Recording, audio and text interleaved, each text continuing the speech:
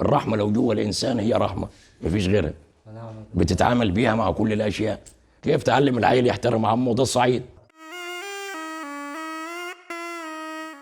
السلام عليكم. وعليكم السلام ورحمة. العامل الأساسي اللي بتدور حوالين اللجان هو إنهاء الموضوع صلحا.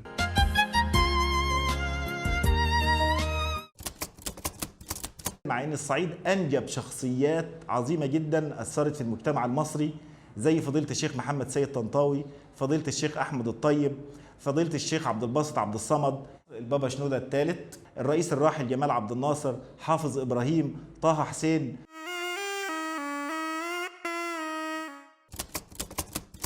الفن في صعيد مصر لعب دور كبير جدا على مر العصور قديما وحديثا، تشهد على ذلك الآثار المصرية العريقة في صعيد مصر. يعني لما ربنا يقول وقل لعبادي يقولوا التي هي أحسن، تخيل انت لما البني آدم دايما يقول الأحسن والأحسن في حياته، ده هي يعني ينميه ويطور فيه عنده من أخلاقه اللي فعلا هتبين أخلاق المجتمع المسلم اللي لازم فعلا يظهر بيها.